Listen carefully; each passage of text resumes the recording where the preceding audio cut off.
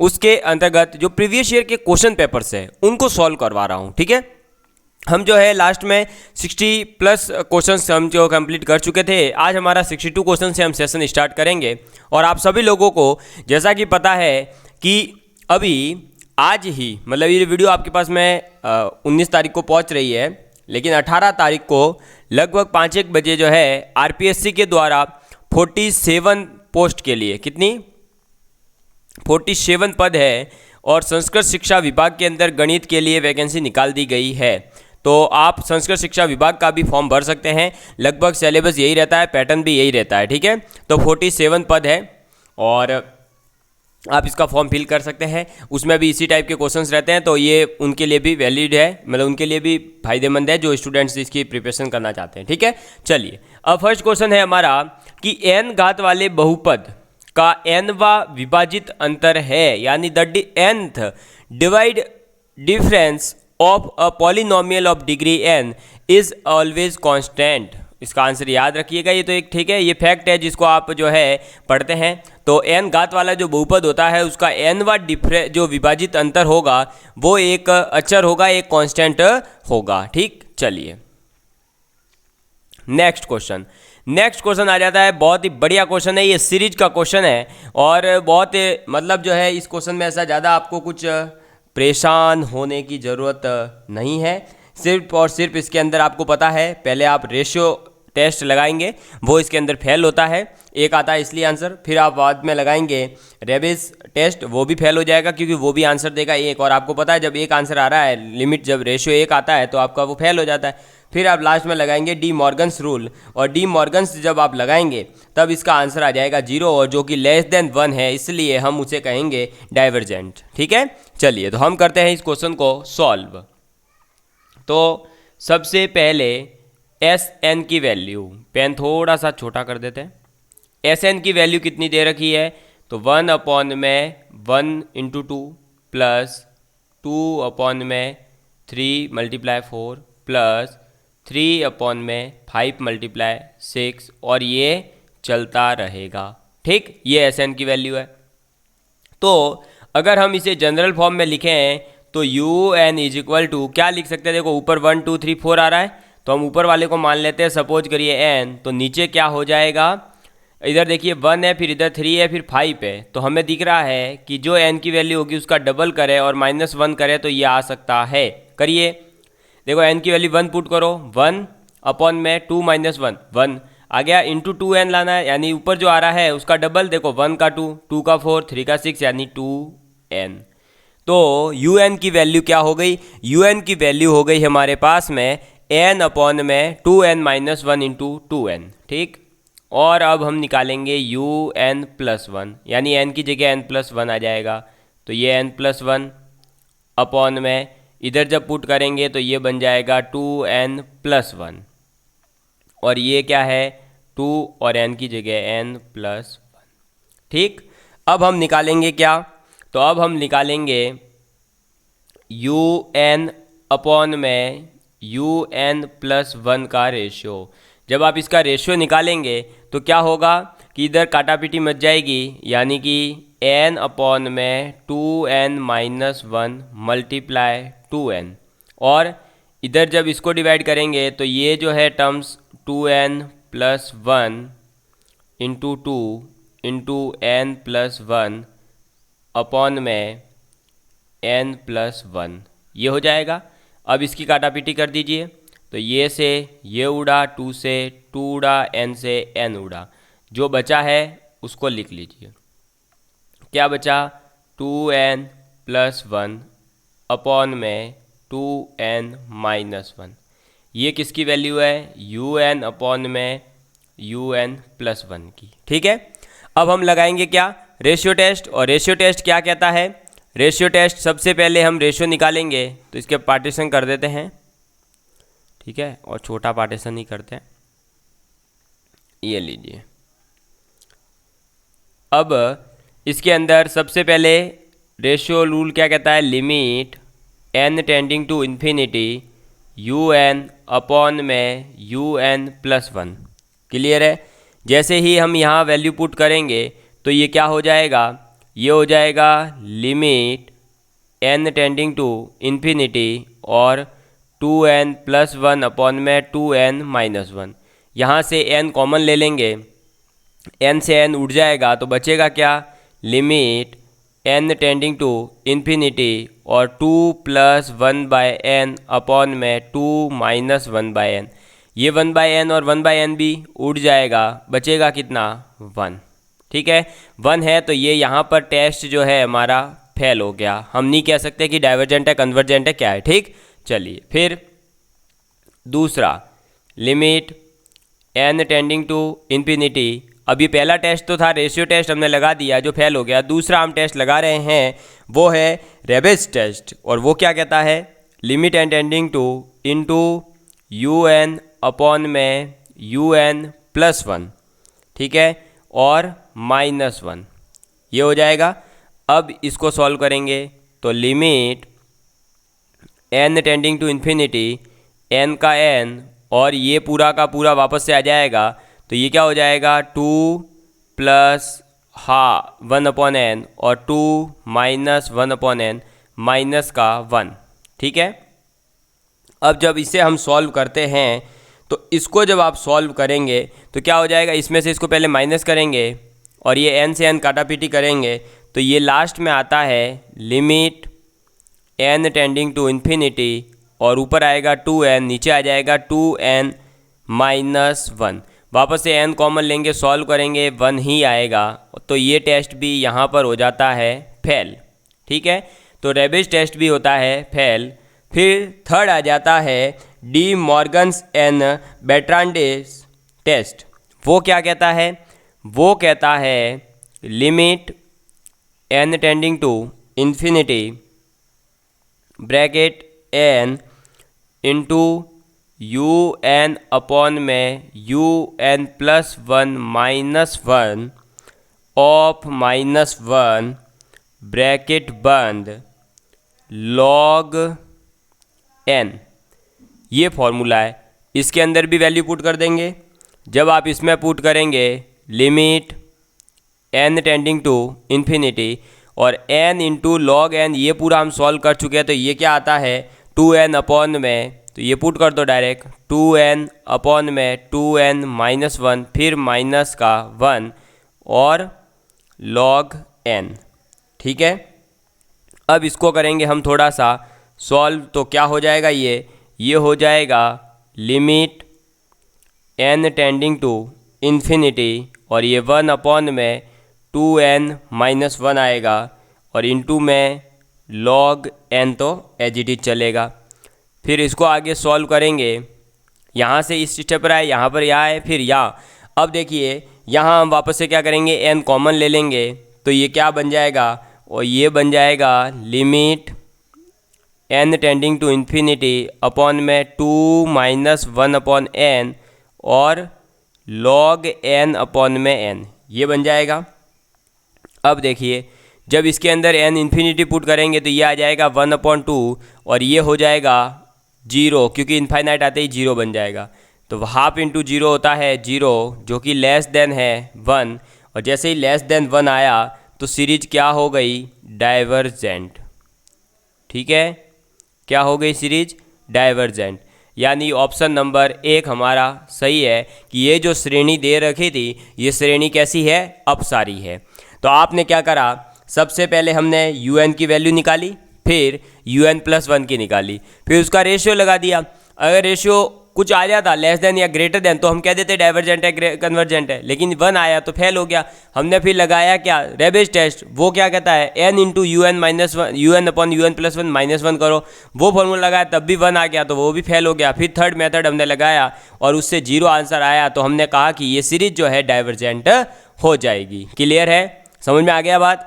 तो चलिए बढ़ते हैं नेक्स्ट क्वेश्चन की और। नेक्स्ट क्वेश्चन है हमारा कि यदि f बिलोंग करता है R के अंदर और क्लोज A टू B है, तो निम्न कथनों पर विचार करिए कि f जो है क्लोज्ड A से B पर सतत होगा यानी कंटिन्यूस होगा, और f A से B पर एकदिष्ट होगा या नहीं होगा, कौन सा सत्य है और कौन सा असत्य है। तो ये आपने कंटिन्यूटी और डिफरेंशिएबिलिटी जब टॉपिक पढ़ा होगा या मोनोटॉनिक वगैरह पढ़े होंगे तब आपको बताया गया होगा कि बिल्कुल जब आपका फंक्शन ए से बी के लिए अगर डिफाइंड है क्लोज्ड में तो वो दोनों होगा, ए से बी सतत भी होगा और एकदिष्ट भी होगा, यानी दोनों इसके स्टेटमेंट सही है कि एफ जो है वो क्लोज्ड ए से बी के लिए कंटिन्यूस भी होगा और क्लोज्ड ए से बी के लिए मोनोटॉनिक भी होगा। समझ में आ गई बात? क्लियर है आप सभी लोगों के लिए? चलिए, तो ये इजी क्वेश्चन था, इसमें कुछ ज़्यादा था नहीं। चलिए नेक्स्ट क्वेश्चन आ जाता है 65 नंबर पर, और ये क्या कहता है देखिएगा कि the sequence S N is equal to 1 + 1/n की पावर n। तो आपको एक अनुक्रम दे दिया गया है, एस एन की वैल्यू दे दी गई है और आपको बताना है कि ये क्या है, कन्वर्ज है या एब्सोल्यूटली कन्वर्ज है या डाइवर्ज है। ठीक है, चलिए तो सबसे पहले तो आपको जो एस एन दे रखा है उसको हम ये भी लिख सकते हैं U N is equal to 1 + 1/n की पावर n, ये लिख सकते हैं। अब जब अगर ये है तो हम दोनों तरफ ले लेंगे लिमिट, यानी limit n tending to infinity U N is equal to limit n tending to infinity, और यहाँ आ जाएगा 1 + 1/n की पावर n। क्लियर है? और आपको पता है कि limit n tending to infinity 1 + 1/n की पावर n, अगर ये लिमिट होती है तो इसकी फिक्स वैल्यू है और वो आ जाती है e या ln। ठीक है, तो ये जो e है ये इसका आंसर आ गया। अब ये e जो है वो क्या है, e एक फाइनाइट है। क्या है? एक तो फाइनाइट है और फाइनाइट के साथ साथ ये इर्रेशनल भी है। ठीक है, तो फाइनाइट एंड इर्रेशनल। तो यू एन की जो वैल्यू आ रही है, लिमिट जो फाइंड करने पे आ रही है वो आ रही है ई, और वो एक फाइनाइट और इर्रेशनल है। तो ये फाइनाइट और इर्रेशनल है, इसका मतलब हम क्या कहेंगे, फाइनाइट है और इर्रेशनल है, यानी ये कन्वर्ज है विथ इर्रेशनल वैल्यूज़, यानी सेकेंड ऑप्शन। ये एक अपरिमेय मान के ऊपर अभिश्रत है। समझ में आ गई बात? तो एस एन जो कि था 1 + 1/n की पावर n, ये फंक्शन जो है अपरिमेय है, यानी कैसा है, इर्रेशनल है, और कैसा है, इर्रेशनल के वैल्यू के साथ में ये कन्वर्ज भी है। ठीक है, चलिए आगे बढ़ते हैं नेक्स्ट क्वेश्चन की ओर। तो नेक्स्ट क्वेश्चन आ जाता है कि समुच्चय 1/n, n बिलोंग कर रहा है नेचुरल नंबर्स के अंदर, तो ये कैसा है, क्लोज्ड है, बाउंडेड है, ओपन बट बाउंडेड नहीं है, नाइदर ओपन और nor closed but bounded, unbounded, कैसा है? तो ये आपको खुद करना है, ये बहुत इजी क्वेश्चन है। और वैसे बता दूं इसके अंदर क्या होता है कि जब n आपका जो है जीरो आप ले नहीं सकते, क्योंकि भाई जीरो लेने पर इसकी वैल्यू तो इनफाइनाइट हो रही है, लेकिन जीरो ले नहीं सकते क्योंकि n बिलोंग कर रहा है नेचुरल नंबर के अंदर। तो इसका मतलब हम क्या कहेंगे कि ये ना तो हमारा जो है क्लोज्ड है और ना ही ये ओपन है, लेकिन ये बाउंडेड है 0 से 1 की वैल्यू के बीच में। तो हम ये कह सकते हैं कि थर्ड ऑप्शन इसका सही है। न तो ये संवृत है न ही ये विवृत है, लेकिन ये परिबद्ध है। ठीक, क्योंकि देखो n = 0 अगर हम लेते हैं तो इसकी वैल्यू कितनी हो रही है, इनफाइनाइट। क्या है, इनफाइनाइट। तो इसका मतलब ये क्लोज तो नहीं है। ठीक है, ना ही ये जो है ओपन है। ठीक है, अब ये जब ओपन नहीं है, क्लोज नहीं है, लेकिन n की वैल्यू 0 ले नहीं सकते। 0 वैल्यू क्यों नहीं ले सकते, क्योंकि n जो है वो नेचुरल होना चाहिए, तो 0 ले नहीं सकते। तो इसका मतलब इसकी वैल्यू जो है वो बाउंडेड है 0 और 1 के बीच में। n की वैल्यू नेचुरल नंबर कुछ भी लीजिए आप, बाकी में फिर 1 लीजिए, 2 लीजिए, 3 लीजिए, 4 लीजिए, 5 लीजिए, हमेशा क्या आएगी, अरे भाई 0 और 1 के बीच में ही आएगी, क्योंकि 1/n में कुछ भी बड़ी संख्या होने पर वो 0 पॉइंट समथिंग आंसर देगी। तो ये बाउंडेड है, लेकिन ना तो ओपन है ना ही ये क्लोज्ड है। तो ये तो मतलब एक नॉर्मल कॉन्सेप्ट पे बेस्ड क्वेश्चन था, आप यूँ जनरल कर सकते थे। ठीक है, चलिए आगे बढ़ते हैं। नेक्स्ट क्वेश्चन है हमारा, एक इंटीग्रेशन करना है, बहुत ही इजी इंटीग्रेशन है। थोड़ा सा इसमें जो है छोटा सा एक कॉन्सेप्ट यूज होगा, और वो कॉन्सेप्ट क्या है, वो कॉन्सेप्ट है मॉडुलस का। जब आपने फंक्शंस के बारे में पढ़ा होगा या मैंने जब आपको पढ़ाया है टाइप ऑफ फंक्शंस, तो उसके अंदर मैंने बताया है अलग अलग टाइप के फंक्शंस होते हैं। मॉड्यूलो फंक्शन होता है, फ्रैक्शनल पार्ट फंक्शन होता है, और ग्रेटेस्ट इंटीजर फंक्शन होता है, अलग अलग मैंने बताए थे। तो मॉड्यूलस फंक्शन की एक विशेषता होती है, पहले उसको देखते हैं हम, कि अगर मॉड एक्स है तो ये माइनस एक्स होगा और ये एक्स होगा। कब? जब ये आपका एक्स लेस देन 0 है तो ये नेगेटिव के साथ खुलेगा, और जब ये आपका x ग्रेटर देन 0 है तो आपका ये पॉजिटिव के साथ खुलेगा। यही केस यहाँ पर भी है कि इंटीग्रेशन, एक सेकेंड, मॉडुलस 1 माइनस एक्स, ठीक है, और x की वैल्यू यहाँ 2 है। एक बार क्या है, सॉरी 0 से लेकर 2 तक है, तो हम इसको देखो, अब 0 से 2 में ये एक 0 से लेकर 1 तक अगर हम देखें तो ये पॉजिटिव होगा, 1 के बाद ये नेगेटिव होगा। तो हम इसे दो भाग में तोड़ेंगे कि 1 माइनस एक्स जब x की वैल्यू 0 से 1 हो, और फिर इसके साथ में एक हो जाएगा 1 माइनस एक्स जब ये, एक सेकेंड, ये एक्स्ट्रा लाइन हो गई,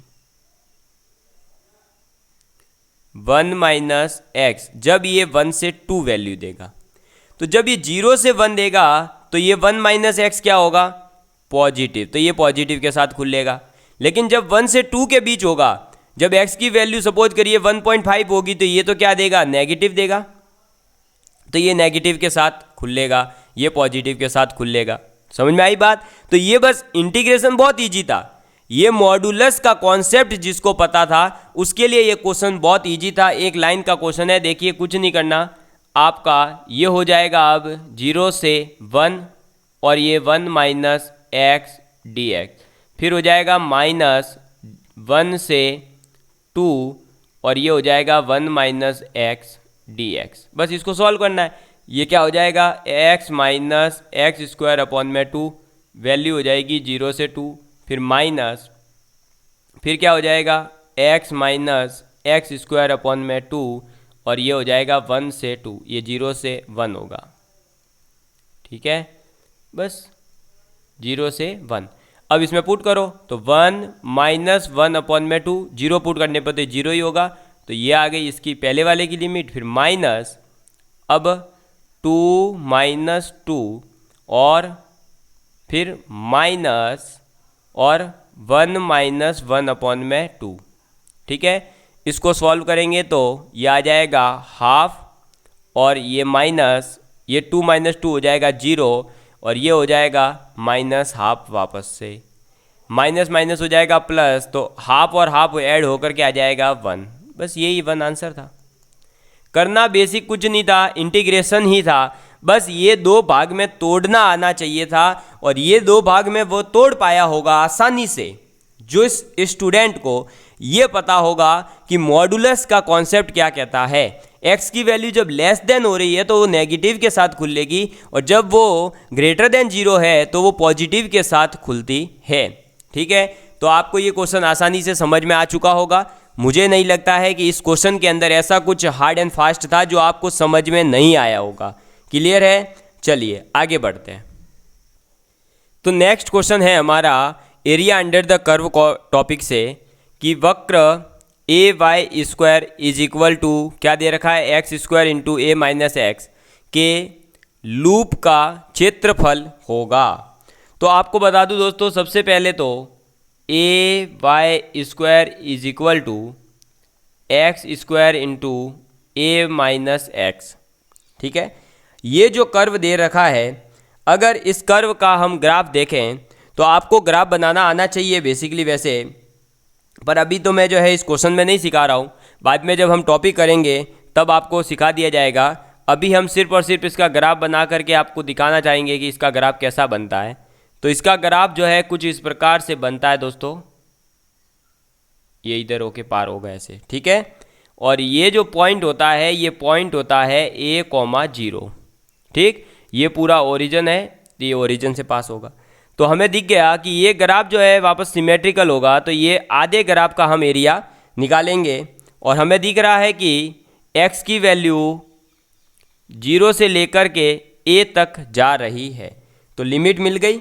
और आपको पता होगा एरिया निकालने के लिए आपको या तो एक वाई स्ट्रिप लेते हैं या हम एक्स स्ट्रिप लेते हैं।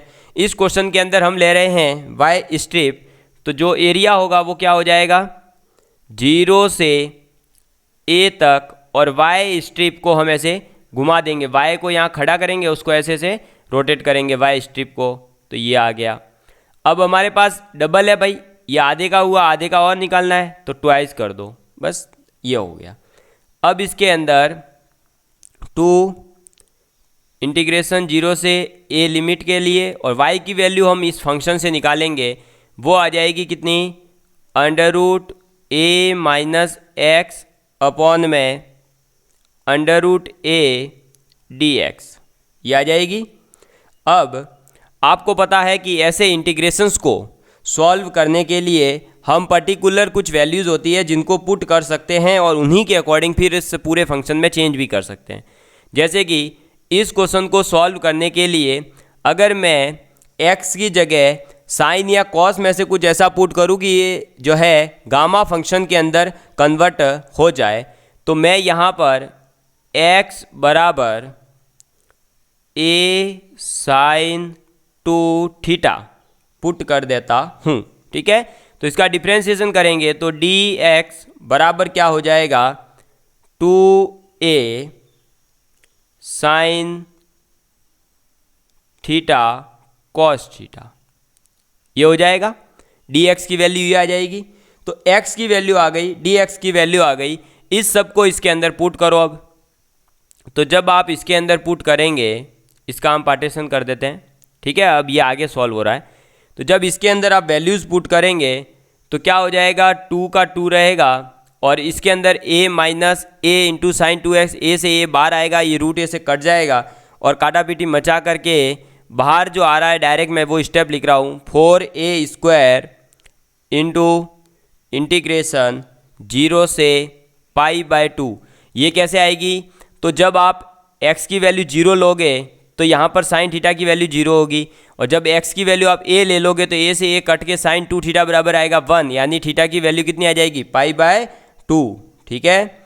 और ये अंदर हो जाएगा sine cube theta into cos square theta into D theta, ठीक है। ये कैसे आएगा, तो dx की वैल्यू ये पूरी पुट करेंगे और यहाँ इसको पुट करेंगे, तो इसका जब साइन 2 थीटा को सॉल्व करेंगे, मल्टीप्लाई करेंगे, तो ये आ जाएगा हमारे पास। आप खुद ये थोड़ी सी मेहनत अब खुद करेंगे, ठीक है। ये सब चीज़ें मैं कोई स्टेप बाई स्टेप नहीं बता सकता अब। फिर जब आप इसको सॉल्व करेंगे तो ये हो जाएगा 4a², ये बन गया आपका एक गामा फंक्शन। इसको जब आप सॉल्व करेंगे तो इसकी वैल्यूज़ आपको पता होगी, डायरेक्ट रह जाएगी 1/2 रूट पाई अपॉन में कितना हो जाएगा 2 मल्टीप्लाई कितना है 5, तो 5/2, फिर सॉल्व होकर 3/2, फिर 1/2, फिर अंडर रूट हाफ की वैल्यू गामा 1/रूट की वैल्यू कितनी होती है √π, तो ये आ जाएगी। इसको करेंगे सॉल्व तो ये क्या हो जाएगा, देखो काटा पीटी मचा दो, ये 2 से 2 गया, और ये इधर 4 से 4 कट जाएगा, तो ये बचेगा 8/15, 3 5 जा 15, ये 2 2 जा ये कट के, ठीक है। तो 8/15 a², समझ में आ गई बात। तो ये 8a²/15 यही हमारा राइट आंसर है, मतलब सेकंड ऑप्शन हमारा राइट हो जाएगा। तो ये तो एरिया अंडर द कर्व का कॉन्सेप्ट था, इसके अंदर ज़्यादा ऐसा कुछ हार्ड एंड फास्ट क्वेश्चन है नहीं है, ठीक है। तो ये आप खुद भी कर सकते थे। बहुत ऐसे क्वेश्चन देखिए, अब ये इसके अंदर जो है केवल क्या करना था, जिसको लिमिट निकालना आ गई और जिसको एग्जाम में जिसने प्रैक्टिस कर रखी है उसको खुद को ये दिख जाता है कि मैं क्या वैल्यू पुट करूँ कि ये जो है गामा या बीटा फंक्शन में कन्वर्ट हो जाएगा और हमारा जल्दी से आंसर आ जाएगा। तो ये तो आपके प्रैक्टिस के साथ ही होगा, मैंने बस आपको सॉल्यूशन करके बता दिया कि ये क्वेश्चन कैसे होगा। देख रहे हैं आप, ये डायग्राम वगैरह तो आप ऐसे बना सकते थे, ये मतलब 1 या 2 मिनट का क्वेश्चन है, ज़्यादा कोई टाइम आप इसमें देने की ज़रूरत नहीं थी, ठीक है। चलिए नेक्स्ट हमारा 71 नंबर का क्वेश्चन है। अच्छा ये डायरेक्ट 72 आ गया है, तो मैं इसमें एक पेज ऐड करके वो क्वेश्चन बता देता हूँ, मेरे पास है, ठीक है। 1 सेकंड देखिएगा, ये अच्छा ये हो गया,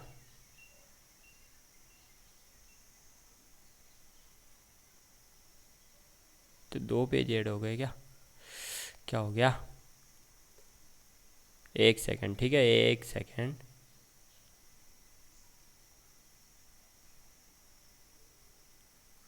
ये है, ठीक है। उसके बाद में यहाँ पर, ठीक, चलो यहाँ आप एक क्वेश्चन नोट कर लीजिए, वो लिमिट का क्वेश्चन है और उसको आप जो है बहुत आसानी से कर सकते हैं। बहुत ही इजी क्वेश्चन है, कोई ज़्यादा है नहीं वैसे, पर बता देता हूँ। 71 नंबर पे क्वेश्चन था, इसमें लिखा हुआ नहीं है। Limit n tending to infinity और 1/n plus 1/n+1 plus 1/n+2 और ये लिमिट जा रही है 1/3n तक, ठीक है। इसके आंसर्स क्या होंगे?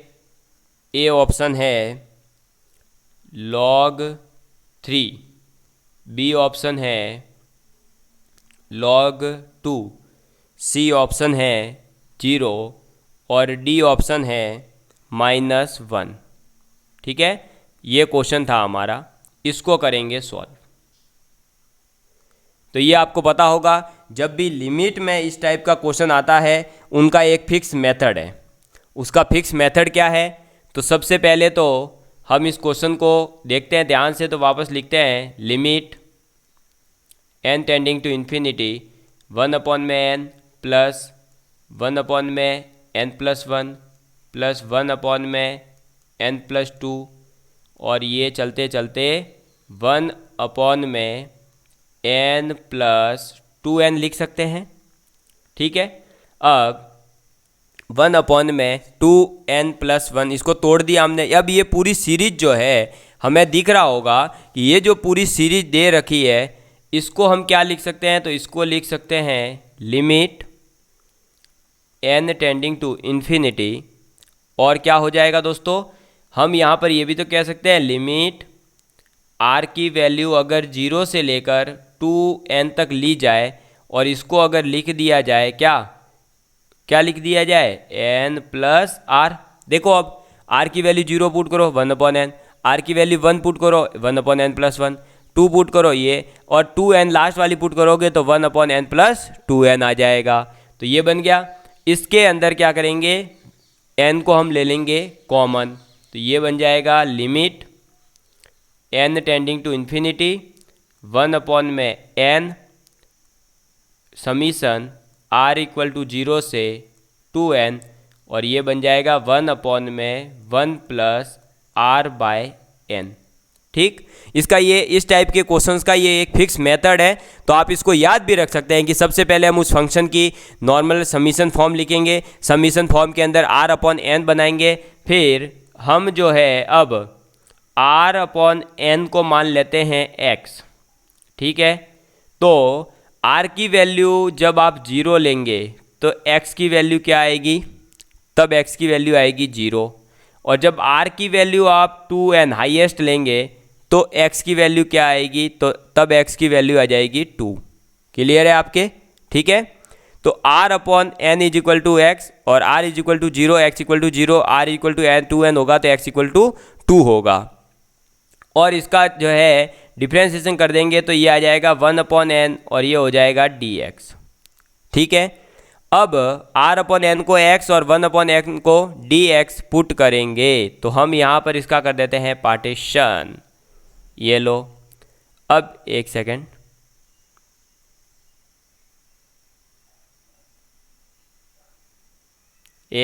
रुकिएगा बस। अब देखिए, तो इनको वैल्यूज़ को पुट करेंगे हम, तो क्या हो जाएगा? लिमिट x टेंडिंग टू 0 और 1/n तो हो जाएगा dx में, तो इंटीग्रेशन 0 से लेकर 2 1/1 plus x into dx।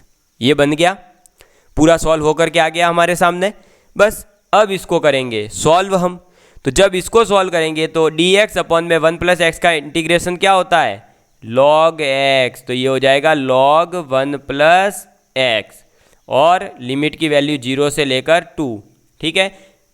2 put करेंगे तो हो जाएगा log 3 माइनस log 1। भाई जब x बचा ही नहीं तो ये लिमिट तो ऑटोमेटिकली हट गई। अब बचा log 3 माइनस log 1। log 1 की वैल्यू कितनी होती है? 0। तो आंसर क्या हो जाएगा? log 3। बस यही हमारा राइट आंसर है, यानी ऑप्शन नंबर ए। ये था हमारे 71 नंबर पर क्वेश्चन हमारे पेपर के अंदर। अगर आप देखेंगे तो आपको ये क्वेश्चन दिख जाएगा। ठीक, चलिए अब दोस्तों अगले वीडियो के अंदर हम बात करेंगे कि नेक्स्ट हमारा जो है और क्वेश्चंस जो बचे हैं उनके बारे में। लगभग हमने आज जो है 10 एक क्वेश्चन डिस्कस करे हैं, और भी आगे क्वेश्चंस डिस्कस करते रहेंगे। और आपकी जो बहुत दिन से इंतजार है PYQ बूस्ट का, वो उसके अंदर लगभग जो है अब पेज स्टार्ट हो चुके हैं, कंप्लीट होने वाली है। तो अब बहुत जल्द मैं जो है वो खुशखबरी देने वाला हूँ कि आपको उसके अंदर इसी प्रकार से एक पेज पर एक क्वेश्चन का पूरा ऐसे सॉल्यूशन मिलने वाला है। साथ में उसके अंदर जो आपको वीडियो सॉल्यूशन भी यूट्यूब के ऊपर प्रोवाइड करवा दिया जाएगा। Thank you so much and love you all of you. Take care. Thank you so much. Bye.